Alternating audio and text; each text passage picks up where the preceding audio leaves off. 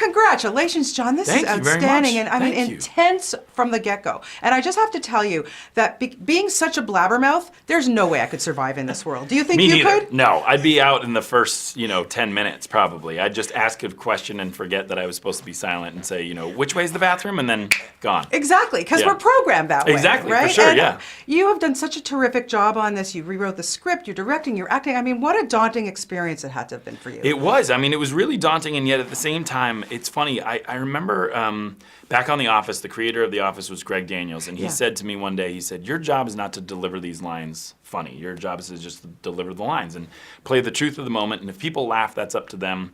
And if they cry about stuff you're saying to Pam, that's up to them too. And it sounds like a tiny bit of advice, but it's truly, I've taken it through my whole career, and especially on a movie like this. I'm not a big horror guy. I'm too scared to watch a lot of these movies. And so for me, it was when I read the original script by Beck and Woods, it was this idea of a family that relied on each other, and what would you really do for your kids? That idea was huge for me, especially since we had just had our second daughter weeks before I read this first script. And so it was hugely powerful to me, this idea of, our day-to-day is making sure our kids have a roof over their heads, they have food, and they have a nice, education. And this family's going through a little bit more, and you really push yourself to say, what would you truly do for your kids if all hell broke loose? And this is what it meant. And so to me, when I rewrote the script, it was, I just want to push that metaphor even farther. This idea of what is parenthood is sort of what the movie's about. Exactly. I was going to say at the core, it is really all about family. Exactly. You've done a great job. Thank you very much. That. You're welcome. Okay, and this is just a weird uncle that comes to visit. Exactly, yeah, exactly. Right? Whatever. It's the holidays. Everybody's a monster. We all have them. Listen, exactly. Casting Emily, I'm sorry. I mean, brilliant on your part. And Thank you. And I know that, listen, we all know she's a good actress, but working together in this kind of capacity, there had to have been that trust level, I would think. Absolutely. It was the night before we started, she turned to me and she said, are you nervous? And I said, I'm terrified. And she went, oh, thank God, me too.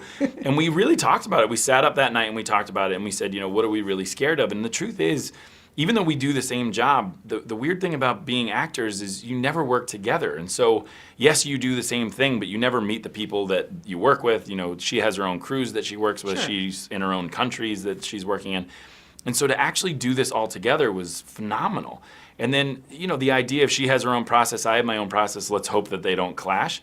It turned out to be the best collaboration I've ever had in my life. Truly, she's as smart as you would think. She's as talented as you would think, and then some. And she's also the most professional, most positive. Yeah.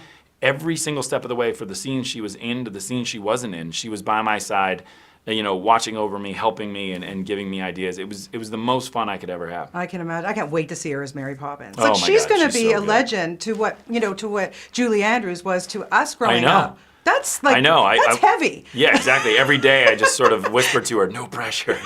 No pressure. You're Mary Poppins. No big deal.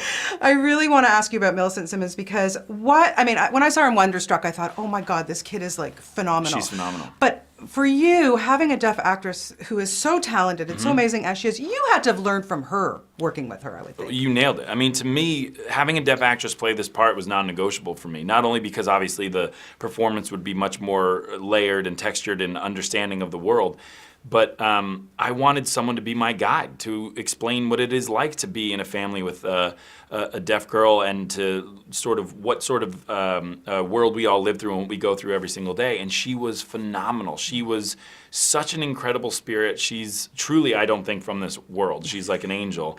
And she's so nice, so professional, and she was so kind to all of us about learning sign language. Every scene, I would say, what sort of things do you want to do with the scene? She had such a great take on what she would do and what it meant to be deaf in this moment. It was just so phenomenal to be around her. I feel so lucky that I got to work with her, more than vice versa. Well, extraordinary job. I can't wait to see what you're going to bring us next. I don't even know how you're going to top this. I don't know how I top it either. Just a nice This is my comedy, retirement right Oh, now. yeah, please. Yeah, exactly. Your retirement. Give me a break. You're amazing, John. Thank Thanks you for so coming much. in I to appreciate talk. it. And Thank you always very a pleasure talking to you.